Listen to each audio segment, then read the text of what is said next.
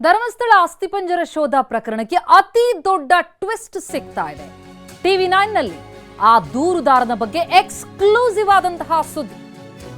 ಇನ್ನೆಲ್ಲೂ ಇಲ್ಲದ ಅತಿ ದೊಡ್ಡ ರಹಸ್ಯವನ್ನ TV9 ಬಯಲಿಗೆಳಿತಾ ಇದೆ. ದೂರುದಾರನ ಕುರಿತಾದಂತಹ ಎಕ್ಸ್ಕ್ಲೂಸಿವ್ ಮಾಹಿತಿ ಇದು. SIT ವಿಚಾರಣೆ ವೇಳೆ ದೂರುದಾರ ಬಾಯ್ಬಿಟ್ಟಿದ್ದಾನೆ. ಆ ಬಗ್ಗೆ TV9 ನಲ್ಲಿ SIT ತನಿಖೆಯ ಎಕ್ಸ್ಕ್ಲೂಸಿವ್ ಆದಂತಹ ಮಾಹಿತಿ.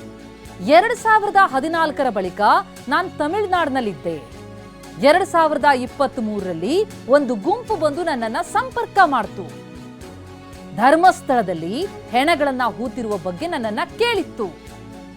ಆಗ ನಾನು ಕಾನೂನುಬದ್ಧವಾಗಿ ಹೂತಿರೋ ಬಗ್ಗೆ ಹೇಳಿದ್ದೆ. ನಾನು ಲೀಗಲ್ ಆಗಿಯೇ ಹೆಣಗಳನ್ನ ಹೂತಿದ್ದೆ ಅಂತ ಅವರ ಬಳಿ ಹೇಳಿದ್ದೆ ಅಂತ ದೂರುದಾರ ಈಗ ಆದದ್ದೇನು ಅನ್ನೋದನ್ನ ಹೇಳಿದಾನೆ. ಅದರ ಎಕ್ಸ್ಕ್ಲೂಸಿವ್ ಮಾಹಿತಿ.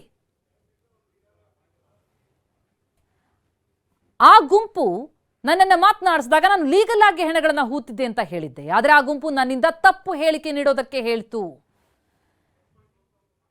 ಮಹಿಳೆಯ ದೂರಿನ ನಂತರ ತಪ್ಪು ಹೇಳಿಕೆ ನೀಡೋದಕ್ಕೆ ಹೇಳಿತ್ತು. ಹೇಗಂತ ದೂರುದಾರ ಈಗ ಹೇಳಿಕೆ ಕೊಟ್ಟಿರೋದು. 2023ರ ಡಿಸೆಂಬರ್ನಲ್ಲಿ ತಮಿಳುನಾಡಿನಿಂದ ಕರೆ ತಂದ್ರು. ಪೊಲೀಸರ ಮುಂದೆ ನಾನು ಏನು ಹೇಳಬೇಕು ಅಂತಲೂ ಮೂವರು ನನಗೆ ಹೇಳಿಕೊಟ್ಟಿದ್ರು. ಒಂದು ಬುರುಡೆ ಕೊಟ್ಟು ಪೊಲೀಸರಿಗೆ ಶರಣಾಗೋದಕ್ಕೆ ಗುಂಪು ಹೇಳಿತ್ತು. ಹೀಗಾಗಿ ಬುರುಡೆ ತಂದು ಗುಂಪು ಹೇಳದಂತೆ ನಡ್ಕೊಂಡೆ ಅಂತ SIT ವಿಚಾರಣೆಯಲ್ಲಿ ಸ್ಫೋಟಕ ಹೇಳಿಕೆ ಕೊಟ್ಟಿದ್ದಾನೆ ಅನಾಮಿಕಾ. ಇನ್ನು 2-3 ಕಡೆ ಶೋಧ ನಡೆಸೋದಕ್ಕೆ ಅನಾಮಿಕಾ ತಿಳಿಸಿದ್ದು.